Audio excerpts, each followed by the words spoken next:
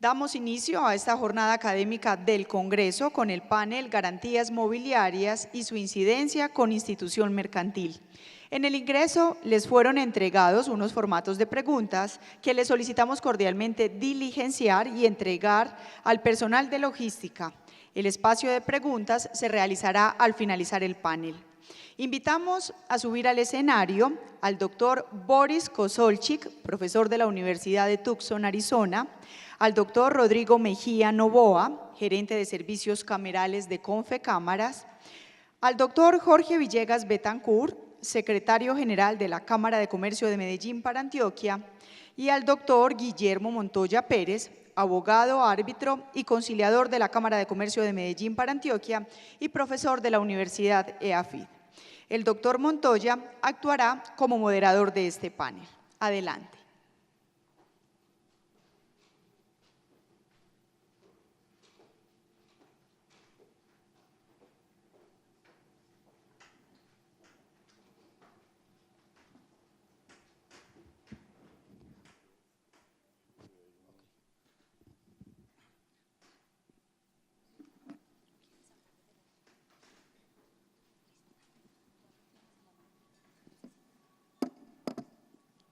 Buenos días. La mecánica en este conversatorio es la siguiente. Oiremos la exposición de cada uno de los participantes, promedio de 30 minutos, y al final de la intervención de ellos se recogerán las preguntas para el debate. Empezamos escuchando al profesor Boris Kosolchik por el tema. Bienvenido.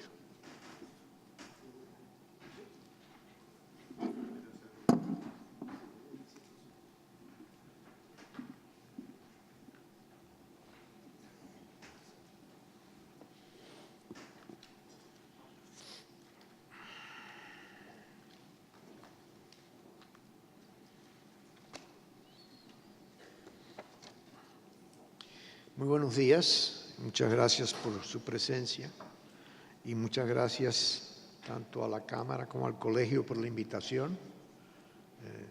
Yo tenía ya noticias de la belleza de Medellín y durante los años de enseñanza en la Universidad de Arizona y en otras había tenido ya bastantes abogados y profesores colombianos y muchos de ellos de Medellín, así que es un gran gusto estar con ustedes y de nuevo agradezco la invitación.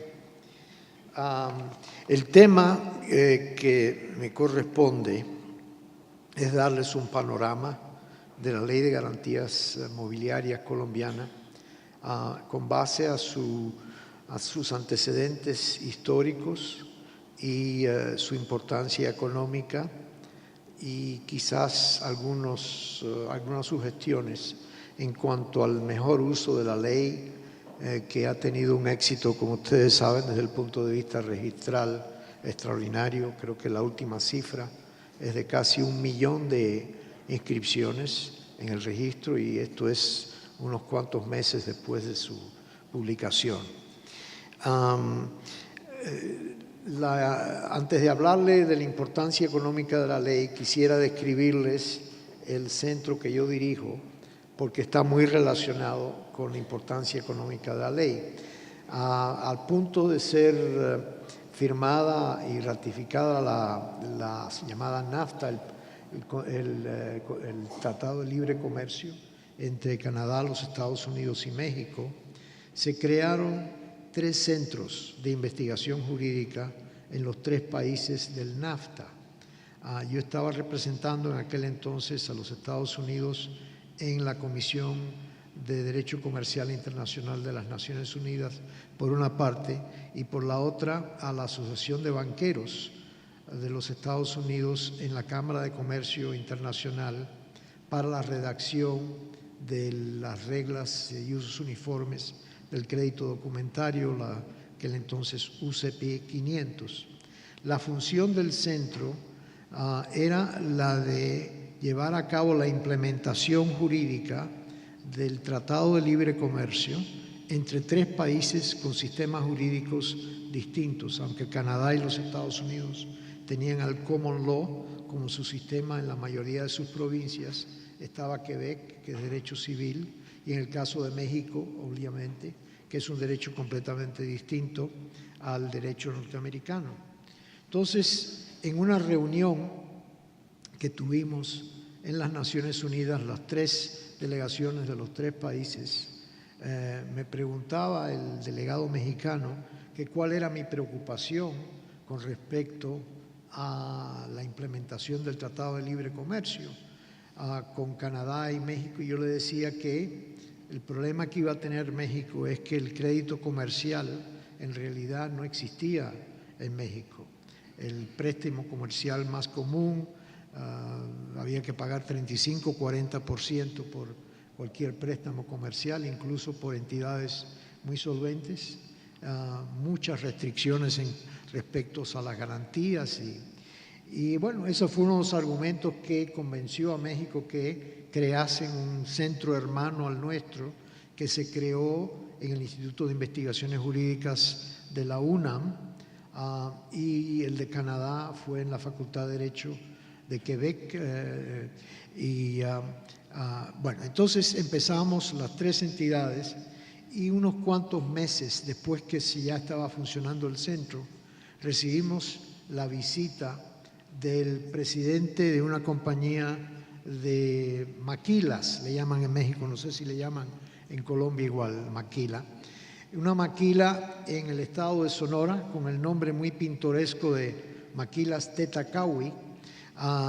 Llegó el presidente de la maquila Tetacawi y nos dijo que estaban recibiendo muchas peticiones de compañías norteamericanas y canadienses que querían instalar su producción en los almacenamientos que tenían en el estado de Sonora, pero que al tratar de obtener préstamos de construcción de este nuevo tipo de almacén que llamaban shelter o protección al inversor, la banca mexicana todo lo que les ofrecía era un préstamo que les iba a costar 35-40%, con todo tipo de garantía real, la hipoteca sobre la casa incluso del presidente de la entidad, su firma personal, etcétera, y que él no iba a poder competir. Tenían ya 6,000 obreros trabajando en ese tipo de maquila en la ciudad de Guaymas, pero me decía que a menos de que pudiera conseguir un préstamo más asequible, no iban a poder avanzar en esa, a pesar de que tenían numerosos clientes tratando de convertirse en los arrendatarios de estas construcciones. Entonces, yo le sugerimos en el centro que crearan una entidad filial en los Estados Unidos y que le asignaran o le cedieran contratos de arrendamiento, cuentas por cobrar por sus servicios, etcétera, y que de manera de que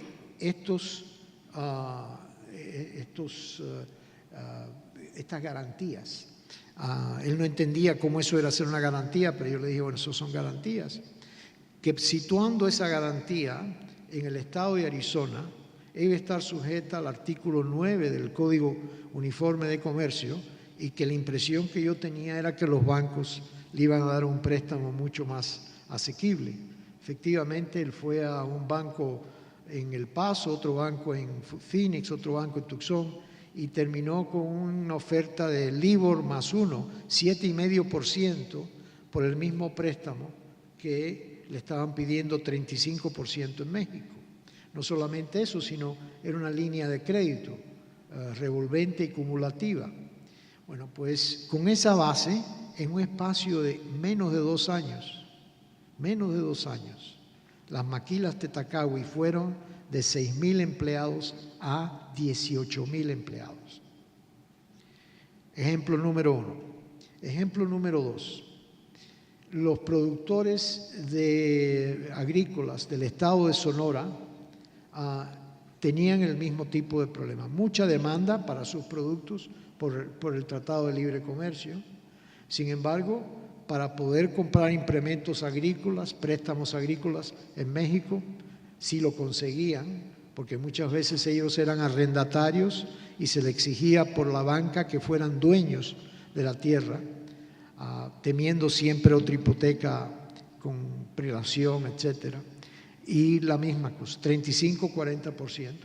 Entonces, la recomendación que le hicimos fue que situaran sus mercaderías en el estado de Arizona en vez del estado de Sonora, en almacenes de depósito, algunos de ellos confianzas, en estos almacenes de depósitos, y que los almacenes les iban a emitir recibos o certificados de depósito negociables, llevar estos certificados de negocios a hacer su propia filial en Arizona, llevar estos certificados negociables a la banca en el estado de Arizona, la misma cosa, 7,5%, y la garantía eran los recibos de depósito, cuentas por cobrar, etcétera. Eso les puede dar a ustedes una idea, y esto se propagó por todo el noroeste de México. Es decir, tanto la industria de la maquila como la industria de la exportación de productos agrícolas sufrió una gran inyección de capital, de trabajo, por la garantía mobiliaria, el régimen de garantía mobiliaria que existe en los Estados Unidos.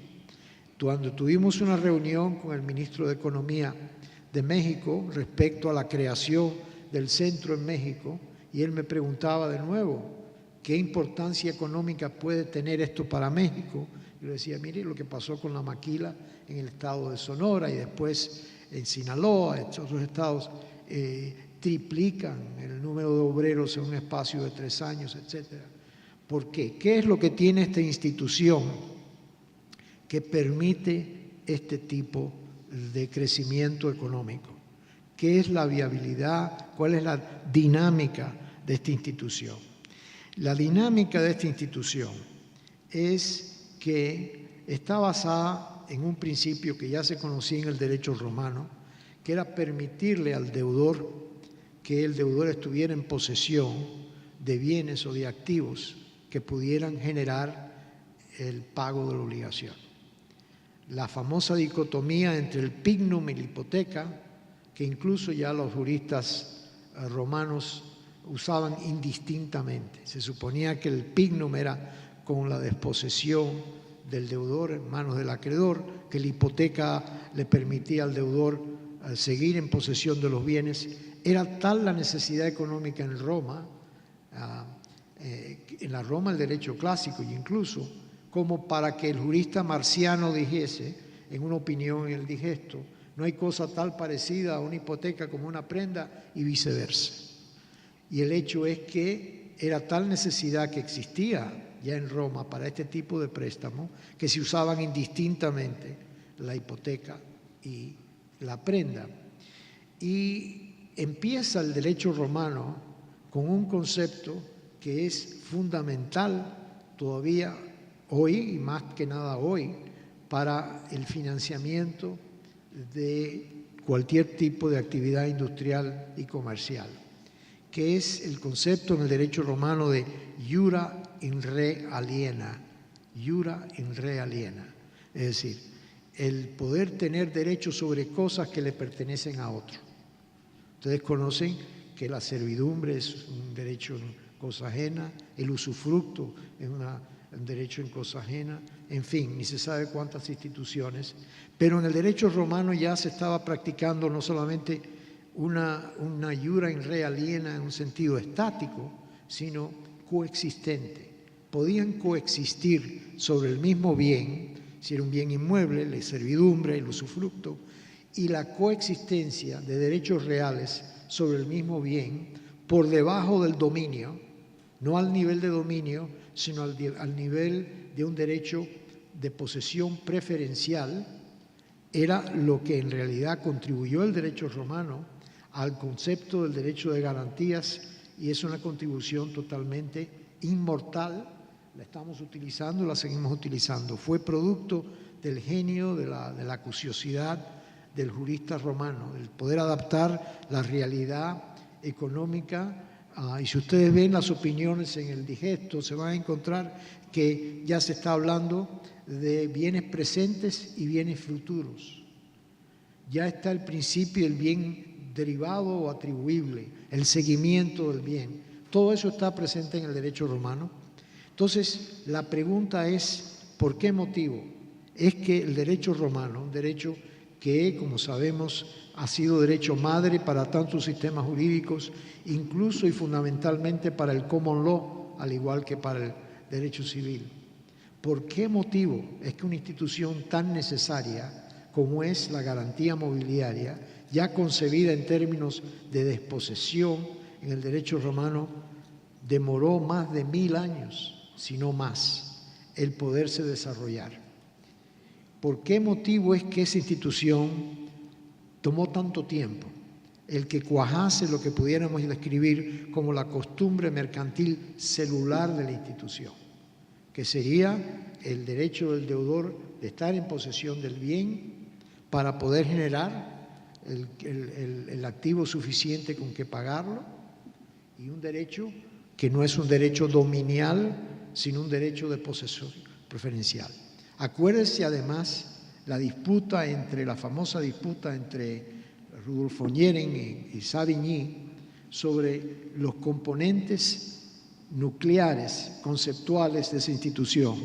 Decía Savigny que para que se protegiese ese tipo de posesión en el derecho romano, como ustedes recordarán, era necesario tener el animus rem sivi habendi o el animus domini.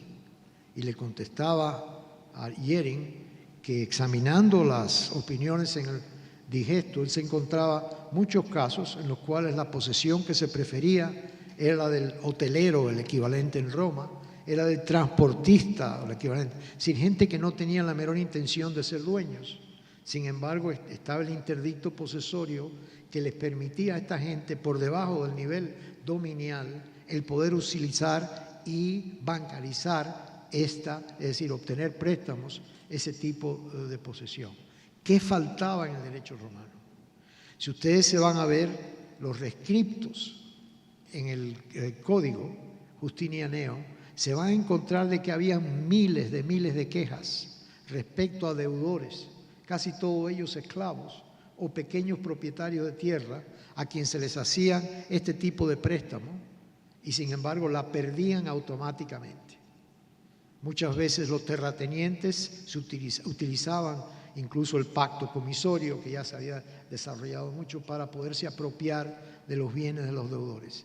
De manera de que en la costumbre celular, nuclear, de lo que iba a ser eventualmente la garantía mobiliaria, el problema que existía en el derecho romano era que había una gran asimetría, una gran distinción entre los derechos de los acreedores y los derechos de los deudores. Era una institución totalmente sin balance, sin simetría, sin equidad. Y eso provocó que no hubiera un gran progreso. La próxima etapa en el desarrollo de la garantía mobiliaria lo fue en Inglaterra en el siglo XII, con la llamada hipoteca judía, en la cual se requería el concepto de la notificación al tercero. En el derecho romano tampoco se pensaba en el tercero, por tanto no había ese tipo de registro. El registro público para notificar una garantía empieza en Inglaterra con la hipoteca judía en el siglo XII y XIII. De ahí en adelante ya viene la institución, en la garantía mobiliaria, ya pasa al derecho cotidiano en Inglaterra en el siglo XVII y XVIII, con el Banco de Inglaterra, que tiene su función de descuento de la cartera bancaria y de los préstamos bancarios. Se empieza a generalizar esta institución y finalmente en el siglo XX en los Estados Unidos es el paroxismo de la garantía mobiliaria. Un 60% de todas las garantías comerciales del país son de tipo de garantía mobiliaria, teniendo como base muchos de los principios que se establecieron en el derecho romano. Entonces, si uno de nuevo ve, por ejemplo, en el crédito documentario, que en un proceso de 75 años, desde 1875 hasta la Segunda Guerra Mundial, final de la Segunda Guerra Mundial, se crea un derecho de créditos documentarios, de cartas de crédito documentario irrevocable, confirmado, etc. Universal, en cualquier parte del mundo. Ustedes encuentran reglas uniformes promulgadas por la Cámara de Comercio Internacional, y se universaliza una institución en 75 años. Y aquí miles de años, 2000 años, por lo menos, hasta que se logre el balance entre los derechos de los acreedores y deudores, que es lo que le da finalmente la pujanza que tiene la institución, que también ya se está empezando a universalizar. El centro nuestro está trabajando en estos momentos en África, está trabajando en Asia, y ya en muchos países en Latinoamérica se ha logrado ese tipo de uniformidad. El concepto de la garantía mobiliaria tiene varias aristas que son totalmente nuevas, no tanto para el derecho romano, porque el derecho romano era un derecho eminentemente práctico, como ya había dicho, sino para el derecho que se origina en el Código Civil francés, y con la influencia de la escolástica, la predominación de las definiciones, clasificaciones, que son constitutivas. ¿Qué quiero decir por eso? Ustedes se van a ver al Código Civil francés, y el Código Civil francés, al definirle lo que es un contrato, al definirle lo que es un derecho real, siempre utiliza el verbo ser, pero en forma afirmativa, permanente y universal. Un contrato es, un derecho real es, y las clasificaciones que habían generado Pottier son permanentes universales, son productos de la escolástica, no son productos de la realidad comercial. De manera de que predomina el numerus clausus. ¿Cuáles son las garantías? Hipoteca para el bien inmueble, la prenda para el bien mueble. ¿Cuáles son los contratos? Estos que aparecen en estas clasificaciones. Después incluso el Código Civil alemán hace un numerus clausus de los derechos reales, inmobiliarios. Y eso no hay más derechos, esos son todos los que hay. ¿De dónde vienen esos derechos? Eventualmente la pandetística alemana dicta de que estos derechos vienen del derecho romano, del Corpus Juris, pero como ya hemos visto, el derecho romano era mucho más amplio que este derecho de clasificaciones y definiciones estrictas. ¿Qué introduce la Ley de Garantías Mobiliarias en Colombia? Un concepto de numerus clausus, abierto. Se abre el numerus clausus y entonces ya no hay un número limitado de garantías, no hay un número limitado de obligaciones que se pueden garantizar, no está limitado el número de bienes garantizadores. Cualquier cosa, cualquier bien que tenga valor en un mercado puede ser objeto de una garantía. Hasta el día de hoy, un país tan avanzado económicamente como en Chile, Código Civil de Chile, que les dice, no pueden haber prendas sobre bienes incorporales o intangibles. Nada, no se puede prendar un derecho de propiedad intelectual, no se puede prendar una cuenta por cobrar. ¿Por qué? Porque es incorporal, intangible y no cabe tal tipo de prenda. Señor, ¿de dónde viene eso? ¿De Génesis? ¿De dónde viene ese tipo de...? Simplemente es que es una clasificación que en un momento determinado reflejaba una realidad comercial que ya se ha superado totalmente.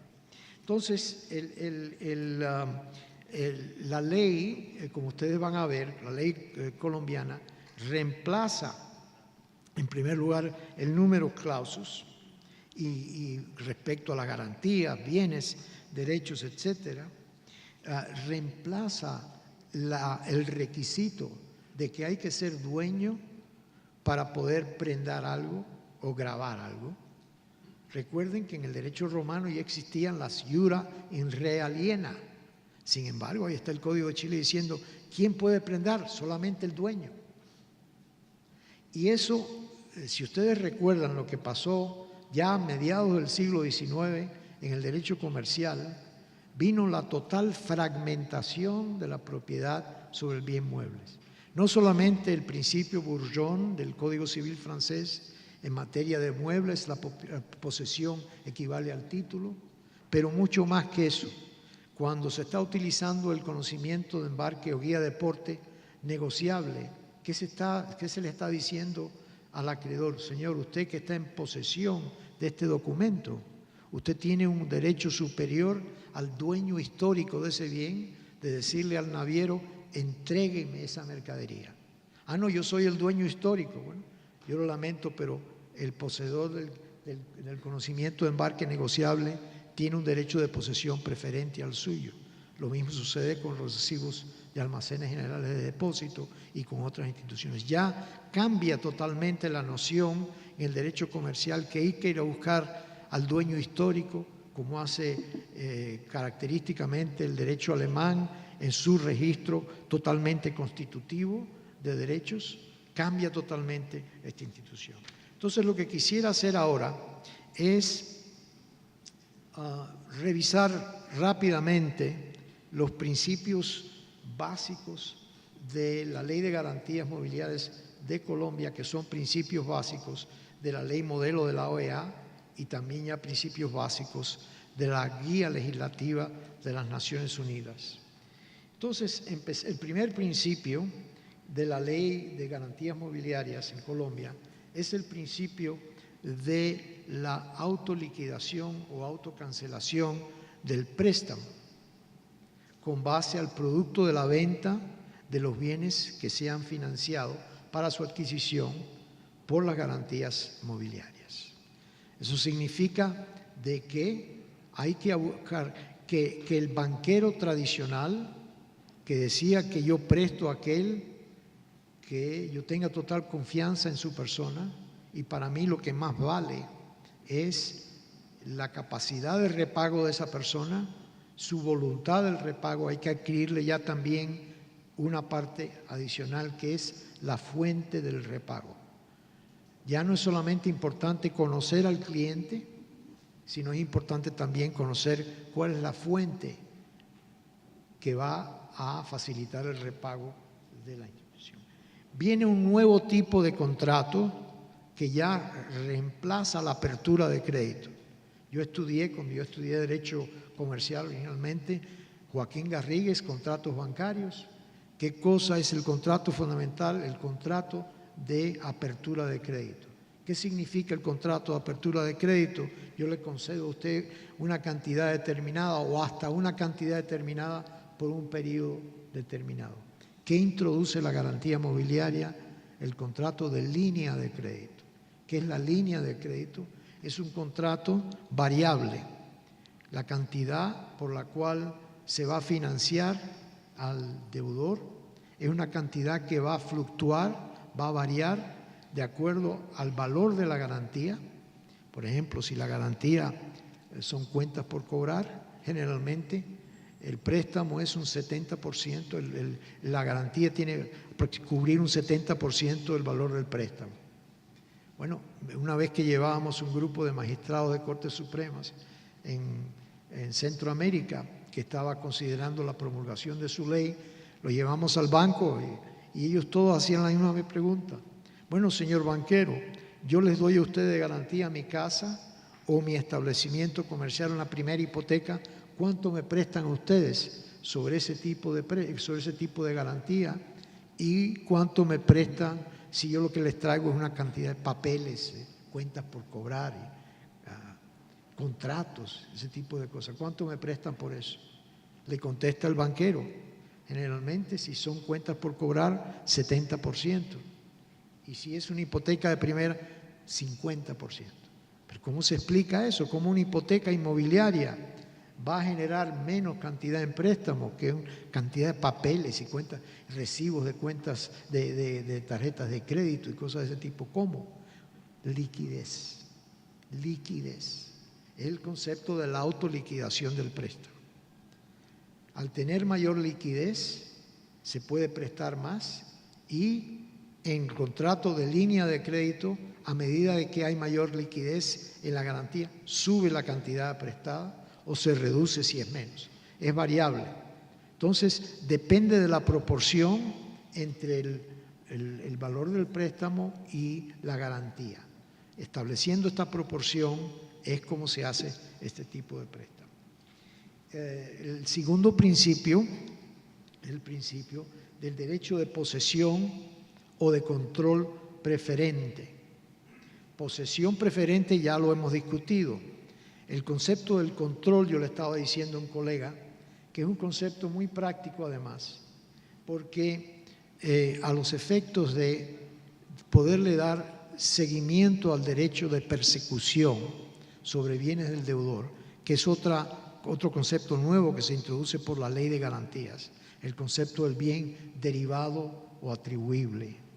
Digo derivado o atribuible porque un bien generalmente podía ser como garantía si era directamente derivado del bien anterior. La leche de la vaca, el coco en la mata de coco, lo que fuese, derivado directamente del préstamo sobre la mata o sobre el ganado. El bien atribuible, el bien atribuible va más, es el valor económico, es un concepto mucho más flexible.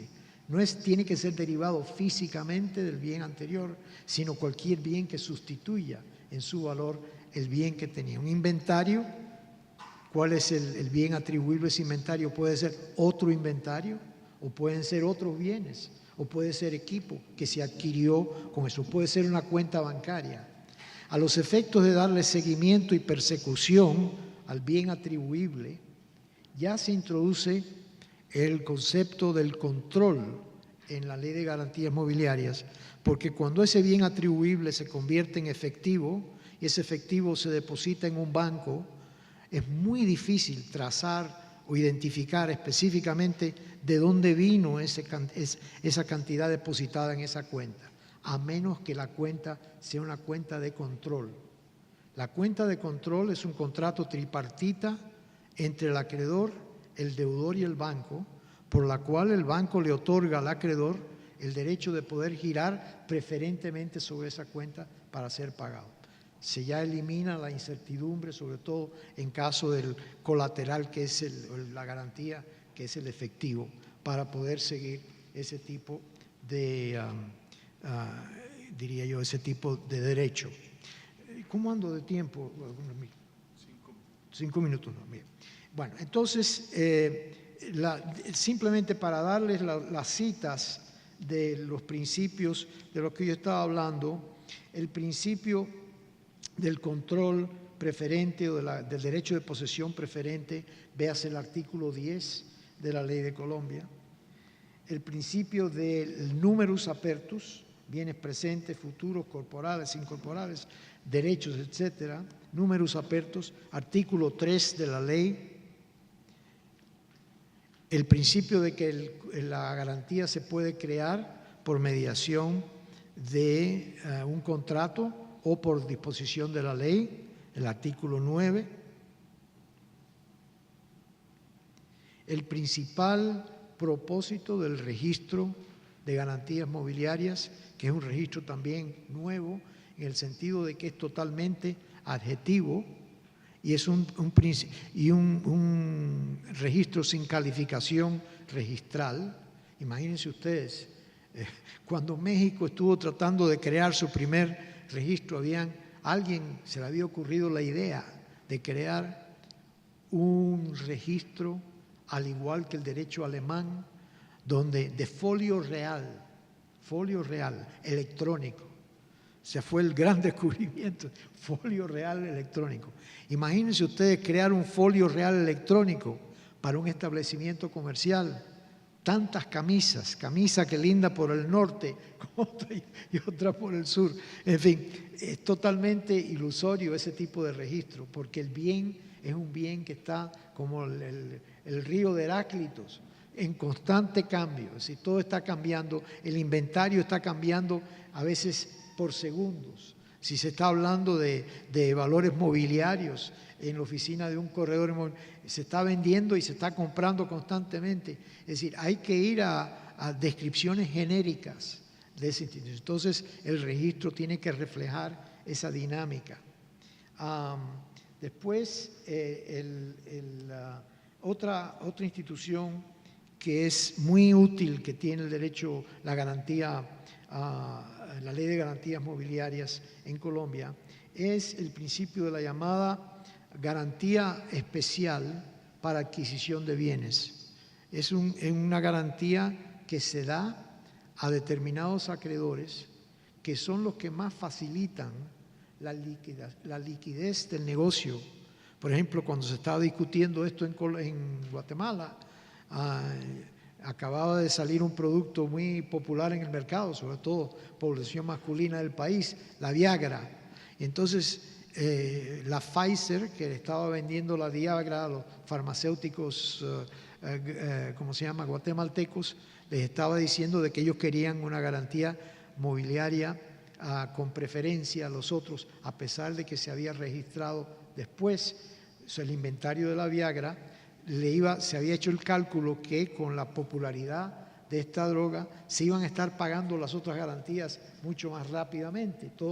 Entonces, por esa razón, ciertas garantías que tienen ese carácter de facilitar el repago de todas, mayor liquidez, se les da esa posesión preferencial y esa prelación.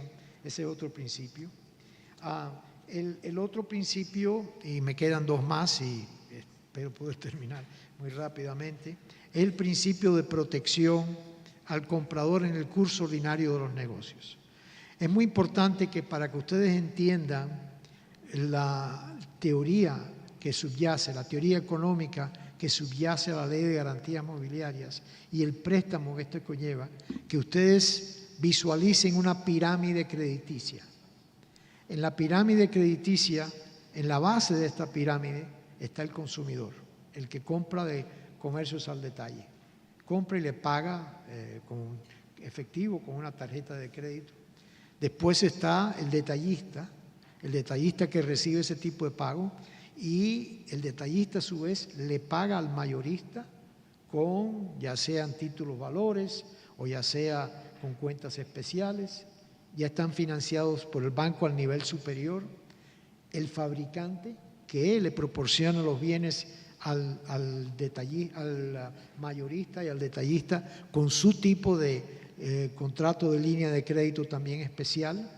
De ahí va fluyendo en forma ascendente hasta que llega bien a la banca central o a mecanismos de financiación por mercados secundarios, la securitización, por ejemplo. Y de ahí lo que se obtiene en la venta de lo que ha subido, es decir, de los papeles que han subido hasta la banca central o hasta el mercado secundario, baja de nuevo el financiamiento en forma descendente a todas las capas de estas pirámides, y con esa base hay que financiar y hay que hacer posible que el comprador en el curso ordinario de los negocios esté bien protegido en cuanto a la adquisición.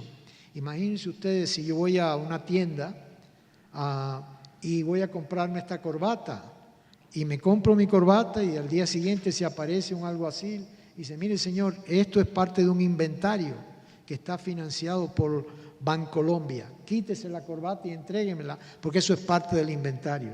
A menos de que yo no tenga la seguridad de que mi adquisición como comprador en el curso ordinario de los negocios va a estar protegida por la ley, yo voy a estar muy reticente a estar comprándole ningún bien al detallista, y el detallista no recibe el flujo. Al no recibir el flujo, no tiene con qué financiar su compra del mayorista, etcétera, etcétera, de nuevo en esa pirámide.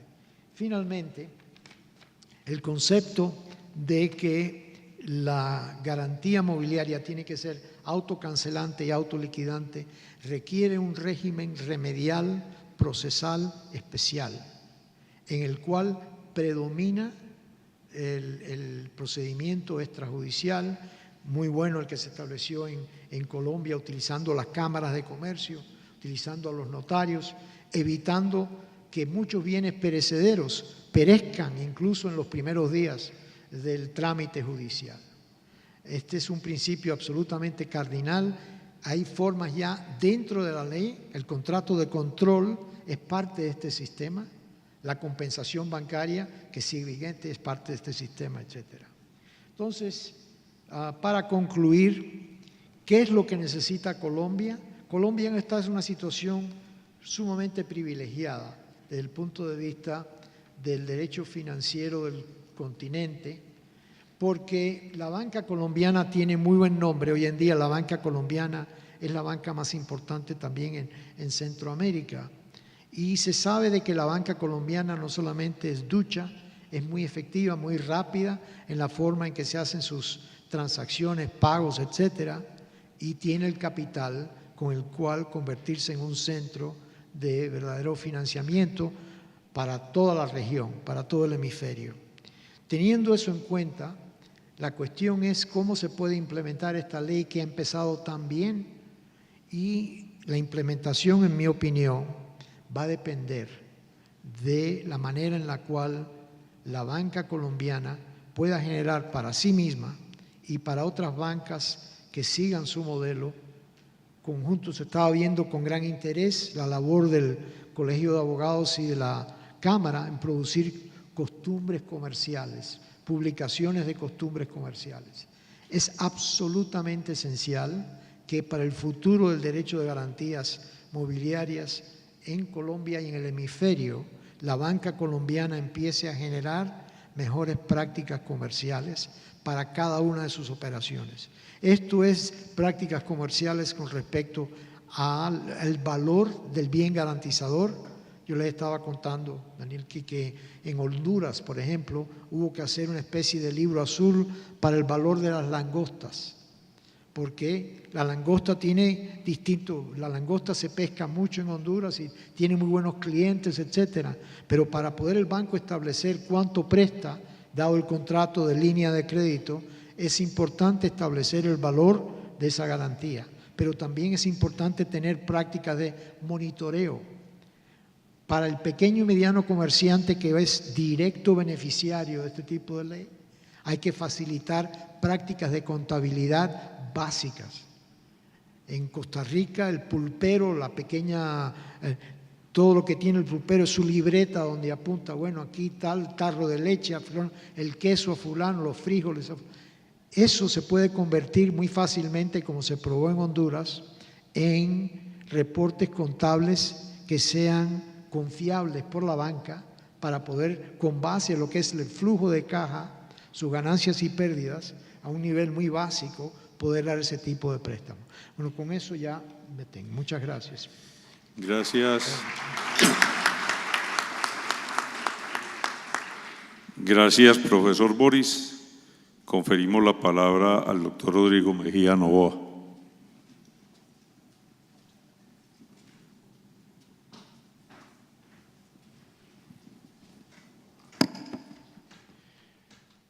Muy buenos días, muchas gracias al Colegio de Abogados de Medellín, a la Cámara de Comercio de Medellín y a la Universidad Externada de Colombia por esta invitación a participar en el 30º Congreso de Derecho Comercial.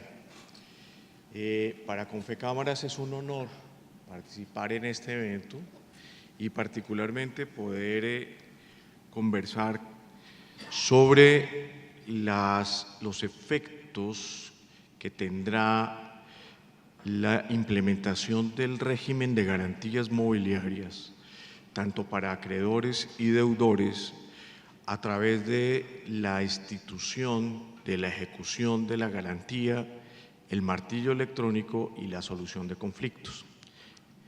El doctor Jorge Villegas se referirá en su momento al registro de la garantía mobiliaria como un registro centralizado y electrónico que está siendo llevado por Confecámaras, que como muy bien lo expresó el profesor, al día de hoy tenemos cerca de 960.000 garantías inscritas con un volumen cercano a 300 billones de pesos en garantías, que es una cifra sin precedentes en la historia crediticia colombiana. Si revisamos las inscripciones de garantías prendarias registradas en las cámaras de comercio en los 40 años del Código de Comercio, pudimos ubicar 40.000 prendas en los últimos 40 años en Colombia.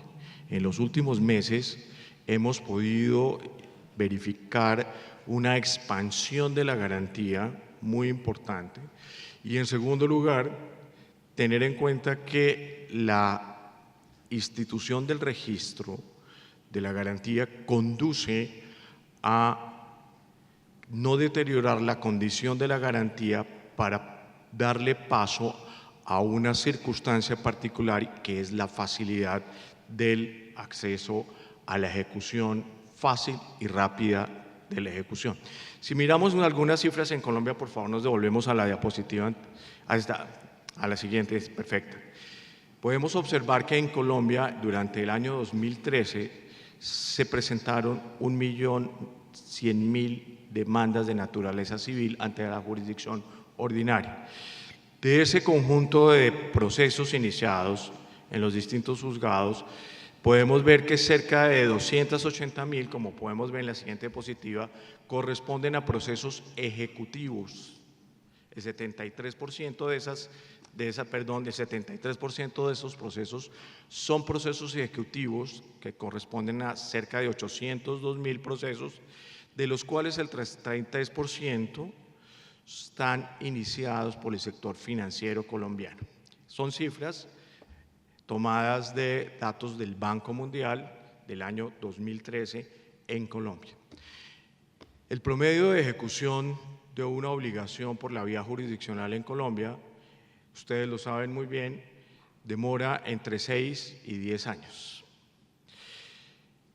En esas circunstancias, el deterioro de la garantía es ostensible para recuperar el importe económico de una obligación y, por lo tanto, el deterioro, la inflexibilidad y la poca claridad en el proceso de ejecución de una obligación es condición sensible del deterioro del crédito, de la facilidad del acceso al crédito y, por supuesto, en detrimento de los empresarios más débiles para poder ofrecer garantía y para poder acceder al crédito.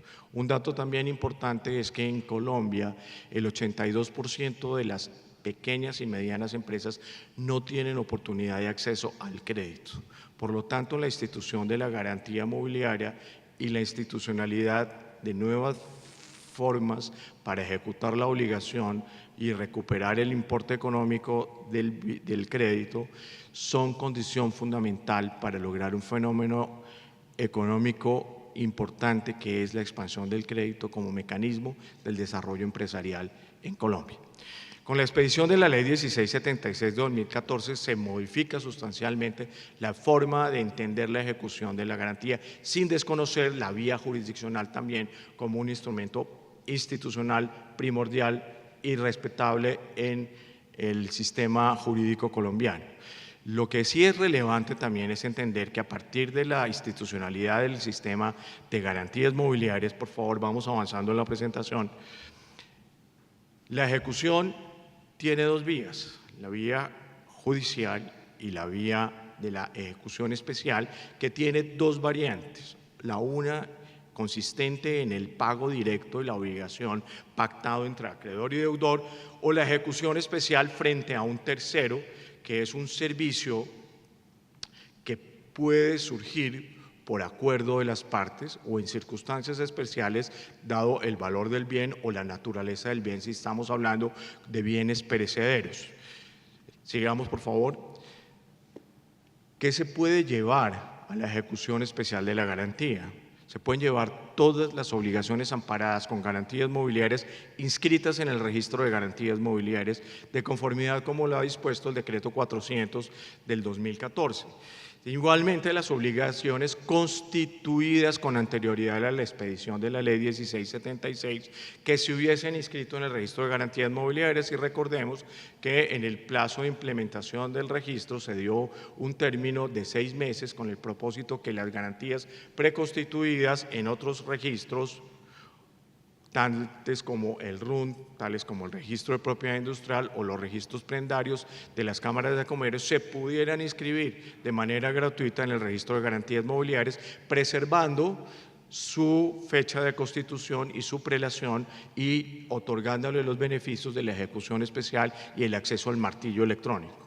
Y también se pueden acceder al sistema de ejecución especial las garantías sobre bienes inmuebles por destinación o muebles por anticipación que estén entregados en garantía mobiliaria. Avancemos, por favor.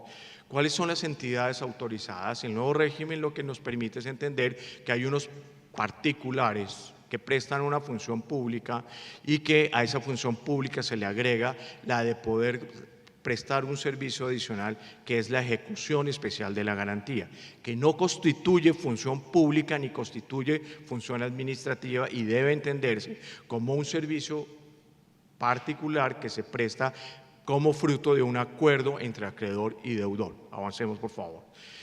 Las características especiales de la ejecución especial surge por acuerdo entre las partes y bajo las condiciones previstas en la ley, se inicia por solicitud expresa del acreedor, requiere el registro y la inscripción de un formulario especial en el registro de garantías mobiliarias, que es el formulario de ejecución con ocasión del incumplimiento de la obligación.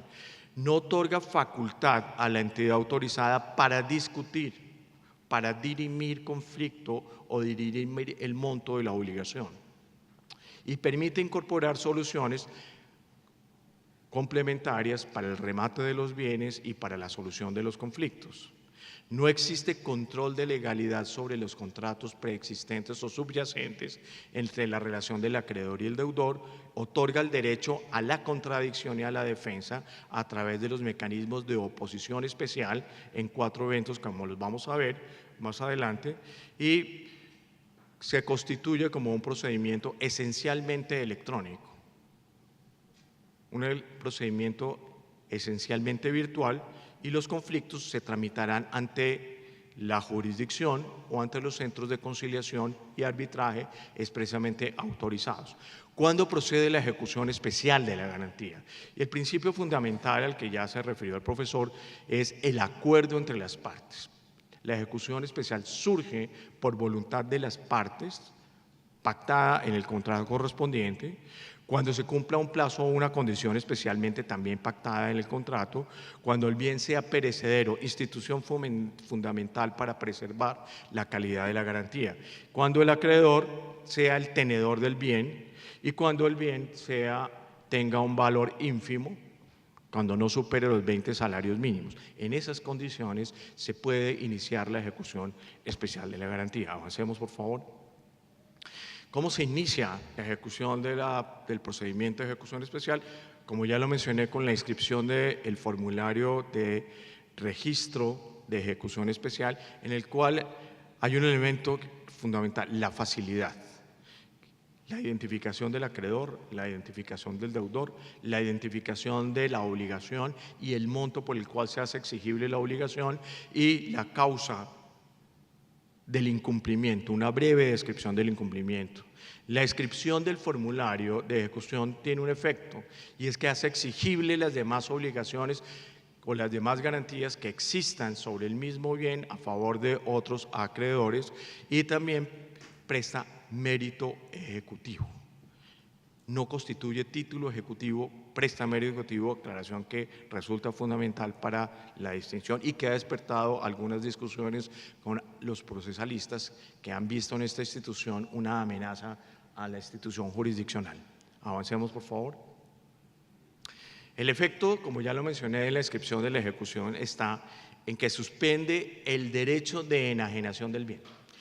Si bien la institución de la garantía permite que el acreedor pueda continuar siendo tenedor del bien y usarlo en la actividad productora de renta, en el momento de la inscripción de la formulario de ejecución se suspende el derecho de enajenación. Y las garantías, bien, como lo mencionó el profesor, pueden consistir en bienes tangibles, intangibles, en activos rotatorios, en activos fijos, y tratándose particularmente, por ejemplo, de activos que tienen la calidad de estar rotando en la actividad económica, el acreedor, el garante, tiene permanentemente el derecho de enajenación del bien. Y la garantía tiene una característica particular y es que la garantía puede ser mutante en el sentido que reconoce que los bienes atribuibles o derivados provenientes de la enajenación del bien o los frutos del bien constituyen también parte de la garantía y por lo tanto el acreedor tiene el derecho a perseguir e ir por esos bienes sustitutos o esos bienes derivados o atribuibles. Si pasados 30 días después de la inscripción del formulario de ejecución el acreedor no ha iniciado acción alguna, se suspende el derecho a la ejecución especial de la garantía, en el sentido que no pueden quedar circunstancias o situaciones jurídicas indefinidas en contra del garante. La institución de la ejecución especial no es una institución en contra del deudor o que debilita la posición del garante. Es una institución garantista que también prevé límites al abuso del derecho. Sigamos, por favor. Miremos rápidamente el procedimiento de ejecución. Es un procedimiento breve que tiene 3 momentos claves. El primero, el de la inscripción del formulario de ejecución, como lo hemos mencionado. Uno segundo, de solicitud formal que el acreedor debe formular bien ante una Cámara de Comercio o ante un notario. ¿En dónde? En el domicilio del deudor, en el domicilio del garante. Y en ese momento se activa la actuación bien de la Cámara o del notario con el propósito de notificar a los demás acreedores con garantías sobre el mismo bien, sobre el inicio del procedimiento, y se elaborará un acta, un documento formal que se notificará electrónicamente, que es el acta de inicio del procedimiento de ejecución especial. Notificada esa acta a los demás acreedores y notificada al garante y al deudor, y acordémonos que aquí puede existir la diferencia entre el garante y el deudor. El garante tiene una opción procesal de ejercer de su defensa a través de la oposición, la cual se surtirá ante un juez o la autoridad jurisdiccional, que bien puede ser la Superintendencia de Sociedades. Solucionadas las oposiciones, se da tránsito a la parte final de ejecución de la garantía, que sería la aprehensión del bien a favor del acreedor o, en su lugar, la solicitud de remate y liquidación del bien para la cancelación de las obligaciones, y esa sería fundamentalmente la estructura de la ejecución especial de la garantía. No me voy a detener en detalles, procesales, dada la brevedad del tiempo, pero sí en esta presentación está incorporado un análisis un poco más pormenorizado, como lo veremos rápidamente, sobre cómo es el rigor y la formalidad que se surte en las distintas instancias de la ejecución especial de la garantía. Avancemos, por favor, y miremos rápidamente las siguientes diapositivas, y podemos observar que en cada una de las etapas la brevedad del tiempo es una constante. Estamos utilizando términos de 5, de 10 días, con el propósito de facilitar el tránsito entre la Cámara de Comercio o la notaría y el tránsito de la solución de las oposiciones cuando son interpuestas por el acreedor, que deben subir a ser dirimidas ante la entidad jurisdiccional que las partes hayan acordado, bien sea el juez o bien sea la Superintendencia de Sociedades. Avancemos, por favor, miremos rápidamente la notificación y concurrencia a los acreedores. En esta instancia hay un acto formal especial, que es el acta de comparecencia de acreedores, que tiene una finalidad específica, y es definir si existen pactos especiales de ejecución y si, adicionalmente a que existan pactos especiales de ejecución, fijar la prelación de los distintos acreedores que concurren sobre un mismo bien. La prelación en el registro y de las garantías está dada en función del tiempo. El primer inscrito es el que primero tiene el derecho en la prelación de la ejecución de la obligación. Sigamos. Reglas en la concurrencia. El acreedor que tenga el primer grado tiene el derecho de definir si acude o no a la vía jurisdiccional en la liquidación y remate del bien y en la ejecución de la obligación, o si continúa por la vía de la ejecución especial ante la Cámara o ante el notario. Y una vez el acreedor de primer grado defina la suerte de la ejecución, todos los demás acreedores quedan sometidos a la definición que haya hecho ese acreedor. Avancemos. El trámite de oposiciones: solamente existen 4 causales de oposición, que son fundamentalmente la inexistencia del contrato, la inexistencia de la obligación, la discusión del monto de la obligación, o la nulidad o la ineficacia del documento o del acto en virtud del cual se está ejecutando esa obligación.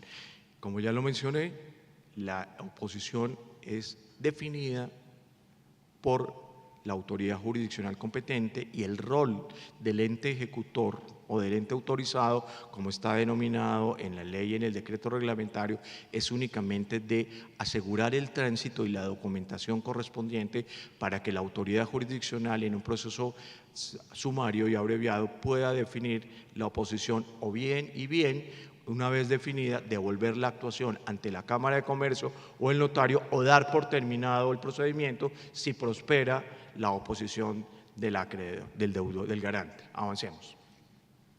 Finalmente, la apropiación y enajenación del bien.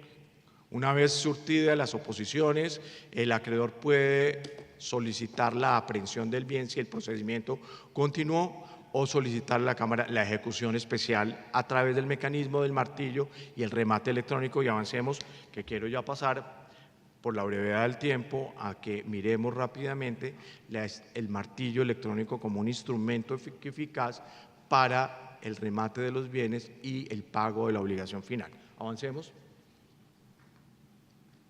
Avancemos, por favor. Avancemos. Avancemos a los siguientes hasta llegar al martillo electrónico. El martillo electrónico es un servicio que solamente podrá ser prestado por las cámaras de comercio o por las entidades autorizadas expresamente. Como servicio de las será ubicado y prestado a través de los centros de conciliación y arbitraje de las cámaras de comercio. Como un servicio adicional y complementario será 100% virtual, prestado por los centros de conciliación. Las tarifas serán autorizadas por el Ministerio de Industria, Comercio y Turismo, serán tarifas que no estarán estructuradas en función del quantum de la obligación, serán tarifas que están estudiando para presentar una propuesta ante el Ministerio de Comercio, Industria y Turismo. Sigamos, por favor.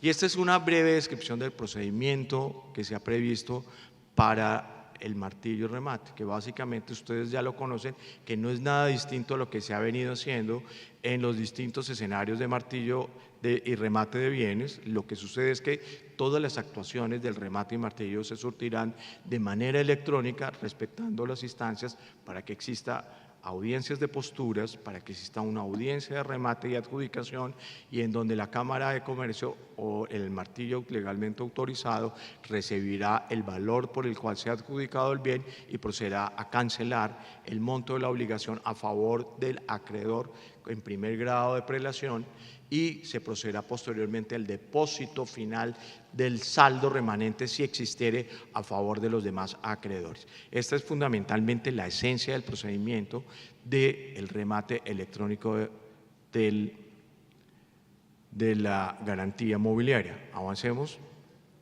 Y finalmente, en materia de conciliación, arbitraje y solución de conflictos, lo que aprecio es que todos los conflictos que surgieren con ocasión del registro, modificación, cancelación, la ejecución podrán ser solucionados a través de los mecanismos alternativos de solución de conflictos en los centros de conciliación y arbitraje legalmente autorizados por árbitros amigables conciliados o amigables componedores que tendrán la función de dirimir el conflicto. Aquí entonces surge un entrelazamiento, digámoslo así, de distintas opciones procesales que tienen como propósito final facilitar la ejecución de la garantía y permitir que la institución del crédito cumpla la función económica de asegurar el circuito de los recursos en la economía y el tránsito normal de los bienes. Muchísimas gracias. Agradecemos al profesor Rodrigo Mejía y damos la palabra al doctor Jorge Villegas Betancourt, que cierra el conversatorio.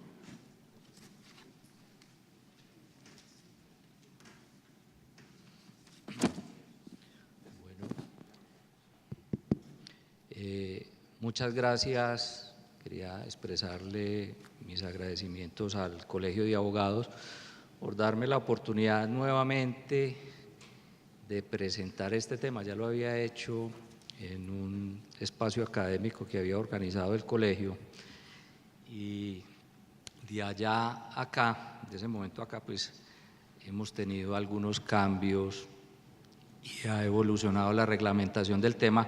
Entonces espero poder compartir con ustedes algunos de esos nuevos elementos. A manera, digámoslo así, de preámbulo, voy a tratar de ser muy concreto, pues esta es una mirada desde el registro, pero voy a tocar algunos de los temas transversales del Sistema Unitario de Garantías Mobiliarias para poderle dar contexto al enfoque desde el registro. Recuerden que nuestro sistema de garantías era un sistema relativamente complejo, al menos desde el punto de vista de las fuentes. Ahí tenemos las distintas fuentes que no todas son de fuente contractual, porque en algunos casos hay unos esquemas de algunas instituciones establecidas legalmente para efectos de garantizar alguna relación jurídica. Entonces teníamos fuentes en materia civil, en materia mercantil y algunas normas especiales en el tema de prenda agraria, el tema de las garantías del derecho de minas. Se tenía también el tema de garantías sobre propiedad intelectual, derechos de autor, y recientemente el tema relacionado con las garantías en materia de reforestación comercial. Entonces, lo que hace este sistema unitario sobre garantías mobiliarias de la Ley 1676 es recoger esa legislación que de alguna manera estaba contenida en distintas fuentes. La prenda, desde el punto de vista de su utilización frente a lo que finalmente era registrado en las cámaras de comercio, pues había una asimetría en esa información. No todas las prendas que se constituían finalmente estaban siendo registradas por temas posiblemente de costos, entre otras razones. En los últimos 42 años, los registros que tenemos en las cámaras de comercio son 40.000 prendas, divididas en las 57 cámaras, con una considerable reducción en los últimos años, como se puede ver ahí en el gráfico. Para el año 2012 y 2013, pues el total fue de 7.888 garantías, prendas, registrables en las cámaras de comercio, porque recuerden que las de vehículos automotores se registraban en el Registro Nacional de Tránsito. En los primeros 6 meses que contemplaba la reglamentación como plazo para los traslados de garantías que existían previamente a la ley en otros registros, pues se logró un monto de 820.000 garantías al 21 de agosto. Para esta fecha ya estamos hablando más o menos de unas 965.000 garantías, donde se guarda la relación entre las trasladadas de otros registros, que es más o menos el 85%, y las nuevas inscripciones o las nuevas constituciones de garantías, que es más o menos el 15%. Para esa fecha eran 824.000 garantías. Miremos ahora el tema de los costos. Recuerden que en materia de registro de actos de comercio o de movimiento a la propiedad inmueble, las oficinas de registro de instrumentos públicos y las cámaras de comercio recaudamos el impuesto departamental de registro, que tiene una tarifa diferencial de acuerdo con la reglamentación de las asambleas departamentales. Para el caso nuestro en Antioquia, pues ahí vemos la relación de lo que pesaba el impuesto de registro en la formalización o en el registro de una garantía mobiliaria, una prenda. Hoy en día el costo se reduce a 34.600 pesos, independiente de la cuantía que tenga esa garantía mobiliaria. Entonces empezamos a ver uno de los propósitos que se trazaba la ley para efectos de mejorar el acceso a la financiación en la medida en que se van reduciendo los costos de transacción en este tipo de operaciones. Trayendo también un poco de antecedentes,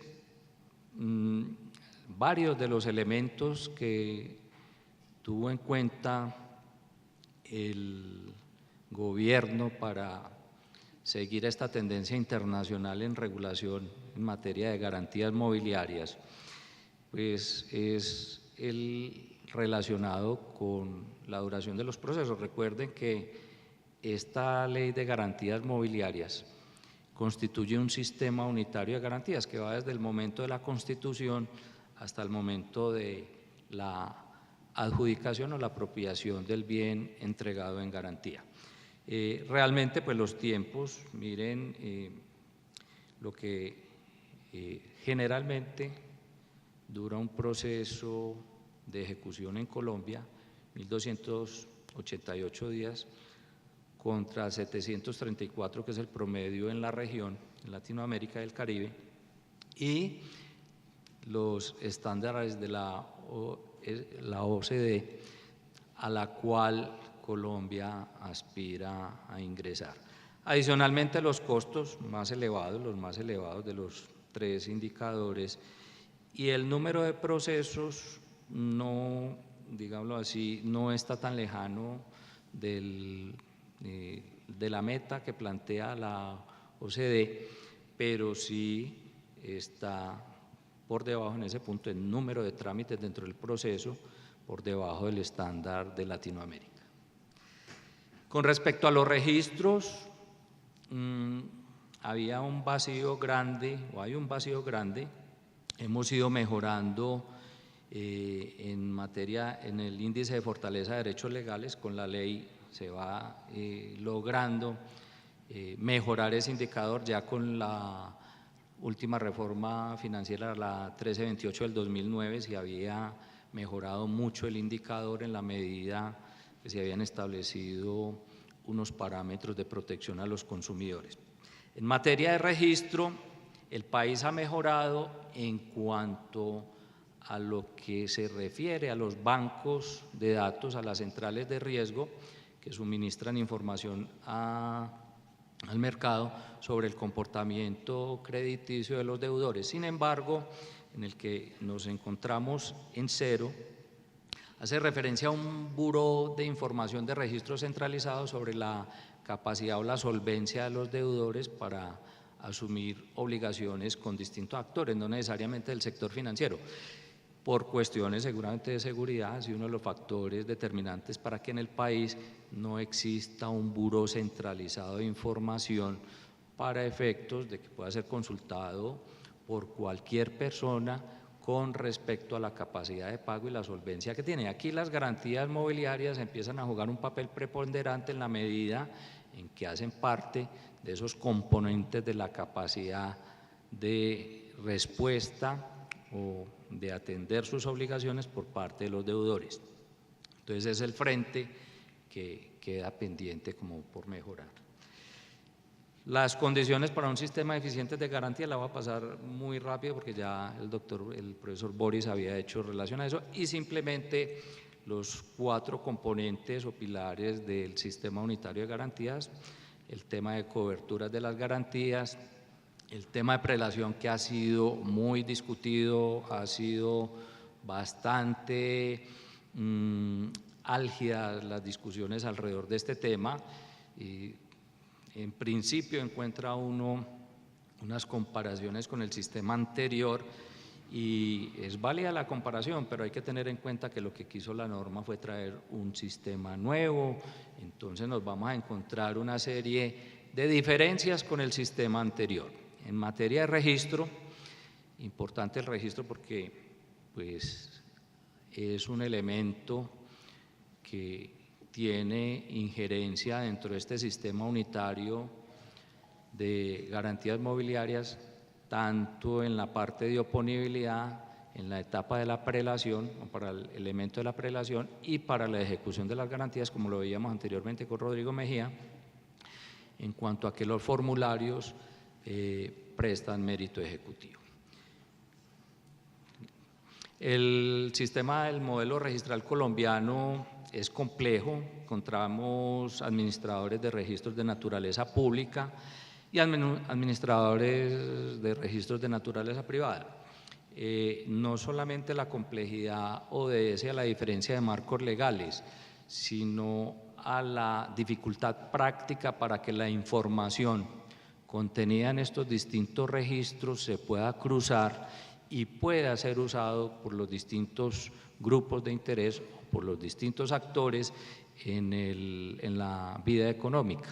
Entonces, el paso del registro de garantías mobiliarias es un paso muy importante en la medida en que empieza a articular otros registros como el automotor, el de vehículos automotores, de maquinaria agrícola o de construcción autopropulsada, el de propiedad intelectual, y eso nos va a permitir ir teniendo un repositorio de información, un registro que facilita la consulta para los interesados en esta información. El registro, pasemos por la definición, estos son los esquemas de articulación y de obligación que trae la ley y la reglamentación con respecto al registro de automotores. El registro de automotores pesa mucho dentro de esa cifra que veíamos ahora de 820.000 o a la que va la fecha de 960.000, pues casi que un 55% o un poco más equivale a garantías constituidas en este registro. Entonces, posiblemente este es uno de los elementos más importantes del esquema de registros, esa posibilidad de articular a través del registro de garantías mobiliarias información que en este momento reposa en otros registros.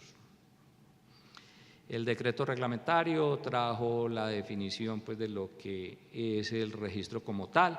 Importante porque con respecto a la definición que trae la ley 1676 le agregó un componente y es el propósito del registro, que es establecer esa oponibilidad frente a terceros. Siguiente. Bueno, la importancia, como lo decía, el problema del sistema de garantías anterior es que no estaba sincronizado o no estaba atendiendo la realidad económica de los bienes otorgados en garantía versus el comportamiento de las obligaciones. Es, pues por todos ustedes es muy conocido el tema, la problemática que existe en materia de recuperación de activos, no solamente los vehículos, pues durante la vigencia del proceso, mientras se adelanta el proceso, pues estos activos van sufriendo un grado alto de deterioro. En el momento de ir a respaldar o a cumplir la obligación, pues ya el valor de esos activos está depreciado. Pero desde el punto de vista económico y ya viéndolo más desde la función de las cámaras de comercio, lo que nos hemos encontrado es que estamos desaprovechando una serie de mecanismos que le den tranquilidad a las partes, tanto acreedores como deudores, para solucionar las diferencias en el momento de incumplimiento de la obligación por cualquier razón, porque estos activos están quedando congelados, no se pueden utilizar dentro del ciclo económico de las empresas y sobre todo de las pequeñas y medianas empresas. Entonces, de ahí la importancia de la ley, poder rescatar con mecanismos ágiles que le den tranquilidad a las partes, que no se vayan a vulnerar los principios del debido proceso para ninguna de las partes, pero que estos activos puedan entrar o se puedan mantener en producción, cumpliendo su función económica dentro de la actividad empresarial de los empresarios, ¿cierto? Que se pueda, en caso de un incumplimiento, poseer rápidamente ese activo, entregárselo a otro pequeño o mediano empresario para efectos de seguir utilizando en la vida útil ese activo. El registro, como les mencionaba, tiene una importancia transversal en la vida, en el ciclo de la garantía, tiene distintas naturalezas con respecto, si vamos a hacer una comparación con lo que es el registro mercantil, donde el registro mercantil tiene por esencia una función meramente declarativa. El registro de garantías mobiliarias tiene en el ámbito de oponibilidad una función declarativa, porque le está dando publicidad, su función principal es dar publicidad, pero ya en el ámbito de prelación, cuando se trata de garantías mobiliarias sin tenencia del bien, ahí con el registro se constituye el derecho de prelación. Y si estamos hablando del ámbito de la ejecución, como lo mencionaba ahora Rodrigo Mejía, pues hay una discusión porque la ley 1676 habla de título ejecutivo, el decreto reglamentario habla que presta mérito ejecutivo, discusión para los procesalistas, pero tenemos que en el ámbito de ejecución ese formulario va a prestar mérito ejecutivo para la ejecución o para la restitución. Características del registro de garantías mobiliarias: es un registro autónomo, no depende del registro mercantil ni de ninguno de los otros registros. Lo que pasa es que con el registro de vehículos automotores y con el registro de propiedad intelectual, pues los registros correspondientes son la fuente o el punto de ingreso del registro por mutación de la propiedad. Una vez se registra una garantía, estos registros se conectan con el registro de garantías mobiliarias, se traslada ya la información, pero cualquier posterior modificación de información relacionada con garantías sobre vehículos, automotores, maquinaria o equipo agrícola, maquinaria agrícola o propiedad intelectual, marcas, patentes, se realizará directamente en el registro de garantías mobiliarias. Las modificaciones, pero la constitución inicial sigue siendo en estos registros. De ahí la importancia pues de la articulación. Es un registro basado en la información de la persona. Estamos acostumbrados a sistemas de registro donde a partir de los bienes se abrían unos folios. Con este registro se cambia el esquema, es a partir de la cédula de ciudadanía de cada uno de nosotros. Se abren una serie de carpetas dependiendo el número de bienes que tengamos para ofrecer en garantía, y toda la búsqueda y la localización de la información se realiza con el número de identificación de la persona natural, de la persona jurídica o del NIT en caso de patrimonios autónomos. Es un registro único y centralizado, a diferencia del registro mercantil que está dividido por jurisdicciones en las 57 cámaras de comercio del país. El registro de garantías mobiliarias es único, está centralizado y lo opera y lo administra Confecámaras. Es un registro de inscripción de formularios.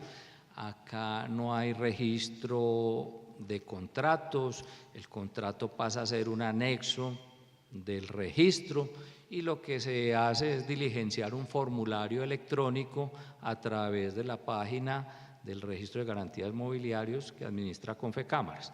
Los anexos se aportarán de manera electrónica vía por medios de formatos PDF, otros procesos, otros software de imágenes que permitan enviarlos como anexos del contrato. Es un control de forma, aquí no hay un control de legalidad.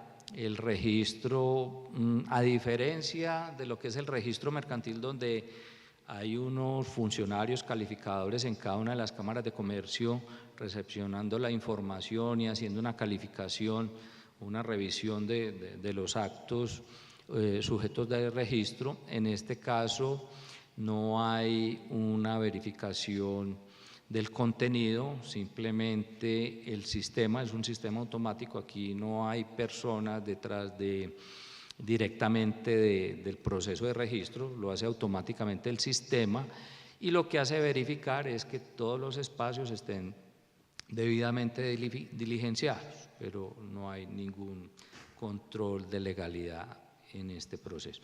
Y finalmente dice la ley 1676, pues que todos estos documentos registrales, el formulario y los formularios que se derivan de la inscripción inicial, son documento público que constituyen plena prueba. Algunas características, no me voy a detener mucho en este punto, simplemente es como para ir dejando la claridad de que este registro es un registro diferente al registro mercantil. En este momento las cámaras de comercio ya no tenemos jurisdicción, competencia para efectos de realizar registros sobre garantías mobiliarias. Hay unos vacíos en algunos frentes que hemos ido identificando en la ley, pero la competencia para las cámaras de comercio cesó desde la entrada en vigencia del decreto reglamentario el 21 de febrero de este año. Hay que recordar que el marco legal de las garantías mobiliarias, pues así lo señala expresamente la ley, dice que estas normas son preferenciales sobre cualquiera otra que esté regulando el tema de garantía. Esto es muy importante porque en todas estas discusiones y ya en el tema pues de la aplicación de las normas en el tiempo, es importante tener en cuenta la naturaleza de este marco legal, la naturaleza de estas normas como normas preferenciales. Y es muy importante también tener en cuenta que mientras el proceso, el trámite de registro mercantil es un proceso administrativo registral que se rige por el nuevo Código de Procedimiento Administrativo y Contencioso Administrativo, este proceso o este trámite de registro, del registro de garantías mobiliarias, es digámoslo así, un registro, un procedimiento, un trámite. Simplemente son actos de trámite donde no hay lugar a recursos. El sistema de manera automática, cuando en ese control de forma no se cumple con el diligenciamiento de todos los espacios, simplemente lo que hace es rechazar el registro como tal. Pero nos encontramos aquí una diferencia muy grande con respecto a lo que es el registro mercantil, donde hay una serie de recursos como acto administrativo. El decreto reglamentario expresamente manifestó, es un acto de trámite y no es susceptible del tipo de recursos al que sí está sometido el proceso de registro mercantil. Simplemente este es ya el flujograma de lo que es el registro. Recuerden que en este esquema los registros los hacen los acreedores, pues el mismo estado previo, acuerdo de voluntades entre acreedor y deudor, el contrato que va a ser un anexo de la solicitud de registro, el acreedor es el que registra el contrato a través de un sistema, a través de internet. Este es un registro electrónico, totalmente electrónico, realiza el pago de los derechos, los 34.600 pesos que veíamos ahora, y se realiza el registro, le llega una certificación electrónica, constancia de ese registro a su correo electrónico. Para las modificaciones es un procedimiento muy similar, el acreedor cumple con un paso muy similar y finalmente viene el tema de la forma de consultar, que ya cualquiera de ustedes puede entrar a la página de Confecámaras, al registro de garantías mobiliarias, con su número de cédula, verificar sin mayor información, como si se requiere en este momento en otros registros. Ustedes me imagino que han entrado por curiosidad a solicitar información a las bases de datos, a las centrales de riesgo, donde hay una serie de preguntas preliminares. Acá es mucho más sencillo, en principio con la identificación, cualquiera puede tener información propia o de terceros sobre las garantías que reposan en este registro público. Retos finalizar la articulación entre los distintos registros. El mes entrante se vence el plazo para que el Ministerio de Transporte y el Ministerio de Comercio logren definir los términos de articulación y de operatividad en la sincronización de esos registros. El tema va como lento, pero sería importante pues ir teniendo en el plazo establecido en la ley ya las condiciones para esa operabilidad. El reto grande es el desarrollo del mercado de segundas, porque así tengamos un proceso muy expedito, si culturalmente y en el ciclo económico los acreedores finalmente no logran recolocar esos bienes, objeto de esas garantías que trajo la ley, la posibilidad pues de gravar una amplia gama de bienes. Pues si en el mercado, por decir algo, se tiene un lote de pescado como garantía, pero al momento de recuperarla no hay cómo colocarla o materias primas, en fin, hay una serie de… Y con otro tipo de activos, es muy importante también, así se trate de computadores, de muebles, de vehículos, de maquinaria, hay que ir desarrollando ese mercado de segundas para que las dinámicas y las bondades de la ley se vean completas pues en el ciclo. Hay que seguir desarrollando diferentes mecanismos para la democratización del crédito. Este es un paso importante, sin embargo, las entidades financieras, que serían un actor muy importante, son un actor muy importante en este tema, pues están a la espera de que la Superintendencia Financiera vaya definiendo las reglas para efectos de la clasificación o la calificación de las garantías como admisibles e idóneas, y así poder tener el marco completo que les dé tranquilidad frente a el régimen de provisiones que tienen que realizar en estos ciclos de recuperación de las garantías. Y con toda seguridad, una vez empiece a dar esa reglamentación, pues se empezarán a generar nuevas ofertas de servicios de financiación en la medida en que estas reglas de juego estén claras. Y finalmente el trabajo de los distintos actores que estamos involucrados en este tema, acreedores, deudores, cámaras de comercio y empresarios en general, es tener una pedagogía amplia sobre todas estas normas. Hay algún temor en la medida en que con el nuevo esquema, pues los acreedores son los que registran los contratos, etcétera, etcétera, pero hay que empezar a hacer el link, la interpretación sistemática de estas normas también con las de protección del consumidor financiero, para el caso de los acreedores financieros, la de la 1328, y otro tipo de acreedores del régimen general de protección de los consumidores, en la medida en que ya en nuestro marco legal contamos con elementos normativos específicos para todo lo que son las cláusulas abusivas, las prácticas abusivas, que tienden a darle mayor tranquilidad o mayor equilibrio a la relación entre las partes. Entonces, creo que todo este tipo de instrumentos y mecanismos los que hay que empezar a explorar para lograr encontrar esas bondades que trae la ley, y como nos explicaba el profesor Boris ahora, que ya ha tenido un recorrido en otros países donde ya se ha probado el ciclo completo de la Constitución hasta la ejecución de las garantías, y donde realmente puede ser un elemento dinamizador que va a dinamizar todas las relaciones, no solamente desde el enfoque jurídico, sino desde el enfoque económico, que eso es el propósito final de la ley, pues facilitar el acceso de las pequeñas y medianas empresas a la financiación. Muchas gracias.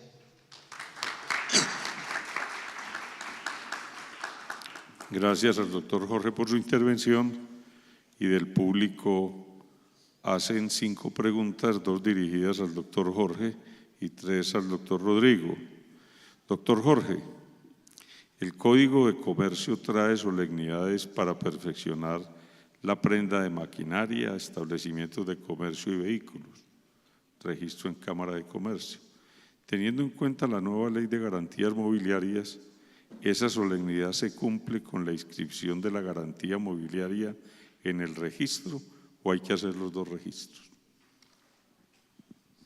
No, la ley expresamente señaló la autonomía ya del registro de garantías mobiliarias. Con el proceso registral ante el registro de garantías mobiliarias se está cumpliendo ese proceso y esa solemnidad que es mucho más liviana que la que contemplaba el Código de Comercio. Y la ley ha sido expresa y ha derogado de manera expresa no solamente las normas que le son contrarias, sino que específicamente en materia de prenda trajo una derogatoria expresa.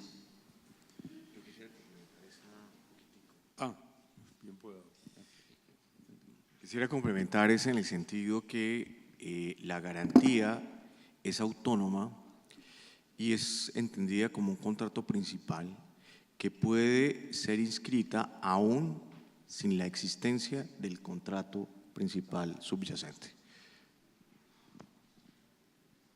Doctor Jorge, ¿cuál podría ser la conclusión doctrinal sobre la relación de la ausencia de reconocimiento de título ejecutivo que usted se refería? Pues a ver, esa es una discusión que apenas comienza. Ahora conversaba aquí con Rodrigo precisamente sobre ese tema, pues hay digámoslo así, una manifestación expresa de la 1676, dice Rodrigo, pues podría ser interpretada como un error del legislador, en la medida en que hay diferencia entre el título y el mérito. Pero lo que yo le mencionaba a Rodrigo, y lo mismo que ha ocurrido con el tema de las prelaciones, sobre las cuales hay mucha discusión, si uno las compara con los esquemas anteriores, seguramente va a encontrar muchas diferencias, pero esas diferencias serán errores o serán nuevos enfoques normativos. Entonces, la discusión sigue abierta, es una discusión muy profunda. No sé, Rodrigo, si en ese tema de título… Esa discusión se dio en la comisión redactora y en la comisión redactora del decreto, particularmente entendiendo que pareciera ser un error del legislador haber señalado que la inscripción de la ejecución da título ejecutivo. Las discusiones finalmente en la comisión redactora de las normas reglamentarias llegó a la conclusión que el título ejecutivo se predica del contrato y el efecto de la inscripción del formulario de ejecución lo que permite es dar mérito ejecutivo para adelantar el procedimiento de ejecución bien ante la Cámara de Comercio o ante el notario. Doctor Rodrigo, frente al procedimiento de oposición del deudor, ¿quién es el juez competente? ¿Cuál es el procedimiento? ¿Y cuál es la naturaleza de la providencia que el juez dicte allí? ¿Y cuáles sus efectos? El proyecto de decreto reglamentario de la ejecución especial prevé que el trámite de oposición se puede surtir ante la autoridad jurisdiccional y entiende por autoridad jurisdiccional al juez civil del circuito competente o a la superintendencia de sociedades. El trámite de la oposición finalmente es un trámite que será verbal y que se resolverá mediante un auto en el cual se notificará a las partes la decisión del juez y se devolverá bien a la Cámara o al notario la actuación o se procederá a dar por terminado el procedimiento. Doctor Rodrigo, ¿cuál es la incidencia de la declaratoria de insolvencia del deudor frente al proceso de ejecución especial? Ese es un tema también largamente discutido en la comisión redactora en la medida en que en la estructura de los procesos de insolvencia va a quedar incluido o queda incluida la opción de la ejecución especial con el propósito de darle un tratamiento también especial a los bienes que han sido entregados o están entregados en garantía mobiliaria para incorporarlos dentro del proceso de ejecución especial, dentro del proceso de insolvencia. Doctor Rodrigo, si se conoce la posición de las entidades financieras en el sentido de seguir almacenando bienes después de la ejecución. Este es precisamente hace un mes aquí en la ciudad de Medellín realizamos un evento grande sobre la implementación del régimen de garantías mobiliarias con la participación del sector financiero, en el cual la manifestación primaria es todo el sector financiero colombiano ve con muy buenos ojos la implementación de mecanismos que faciliten la ejecución de las obligaciones y el cumplimiento del pago de la obligación, y lo que facilitará el tránsito de la aprehensión y el remate del bienes es que los bancos y las entidades financieras no se queden con bienes, sino que realmente fácilmente se acuda a estos mecanismos para obtener la liquidez y el pago de la obligación. Profesor Boris, se ha criticado mucho en Colombia el haber hecho una ley que dio al traste con toda la sistemática de las garantías mobiliarias conocidas antes como prenda con y sin tenencia. Y entonces la pregunta apunta a esto: ¿no hubiera sido mejor conservar el sistema del código y solo adicionar el tema del registro y ampliar el campo de bienes? Sí, mire, una de las razones por las cuales yo quería en un principio hablar de los principios de las instituciones es porque ha habido no solamente un cambio conceptual en el sentido puramente técnico, sino un cambio en la concepción de lo que es el tipo de préstamo, porque no es la apertura de crédito tradicional, es la línea de crédito.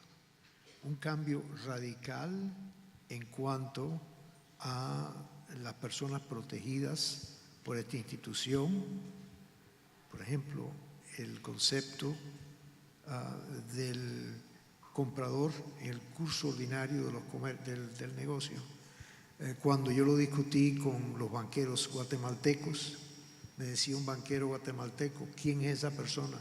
Yo no conozco al comprador de buena fe en el curso ordinario de los negocios.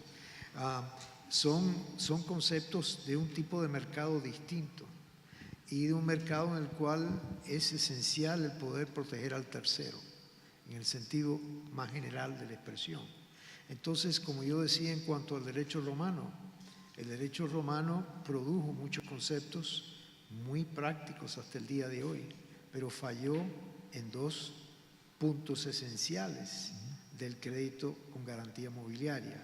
Una era la falta de notificación al tercero, todo lo que están haciendo también ustedes, es decir, con el registro, porque no existía ese registro. Entonces, no había acreedor tercero en Roma que estuviese protegido, no sabía si había otra prenda, otra hipoteca previa, y por tanto no se podía desarrollar ese mercado ni primario ni secundario.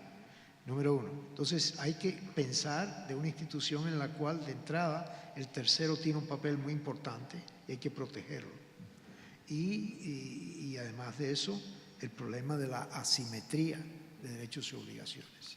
El deudor estaba en una situación muy deficiente, muy inferior y por tanto desaparecían los deudores, miles y miles de deudores. Entonces este es un crédito que para que funcione, y yo me alegré mucho que mis dos colegas habían hecho mención al impacto que esto puede tener sobre la economía en cuanto al pequeño y el micro empresario.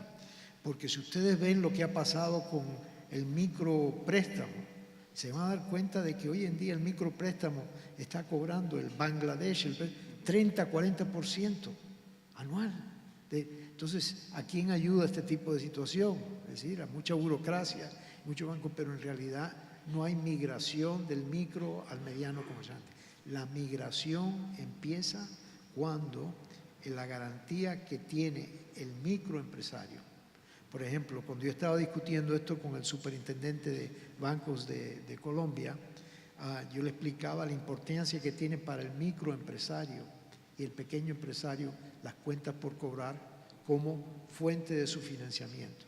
Entonces él me agarró por la mano, fuimos al balcón del edificio de la superintendencia, había una familia, padre, madre y 2 hijos vendiendo helados, tenían un pequeño camioncito para vender helados y vendían muchos helados alrededor, todas las 2 oficinas próximas, edificios, todo el mundo les compraba y les pagaba al final del mes, es decir, había una factura y entonces me decía él a mí, dice, oiga, esa factura que produce esta familia vendiendo helados es mucho más líquida que gran porcentaje del portafolio de la Secretaría siendo en estos momentos. Entonces, ese es un concepto completamente nuevo y por tanto uno no puede estar usando conceptos del número clausos y en fin, cambia totalmente el panorama. Mil gracias. Doctor Rodrigo. Uno, con relación a la necesidad de la implementación y por qué era necesaria una nueva reglamentación sobre el tema de las garantías. Y había un factor fundamental, la eliminación de los costos de transacción. Lo que se quería era generar un sistema de registro de bajo costo que eliminara las dificultades de transacción entre acreedor y deudor y que se venían presentando, con la ocasión del registro de las prendas en las cámaras de comercio, que están sometidas a una sobretributación regional que hace muy costosa la inscripción de las garantías. En segundo lugar, un efecto muy importante es la eliminación del pacto pignoraticio, lo cual permite que el acreedor se pueda pagar con el bien o con el producto del bien de manera directa y previo acuerdo, situación que estaba proscrita en la legislación colombiana y que tiene un efecto que tal vez no fue querido en la ley originalmente, pero que según parece se está estudiando en este momento si a los bienes inmuebles, con ocasión de la eliminación del pacto pignoraticio, se les puede conceder el beneficio de la ejecución especial.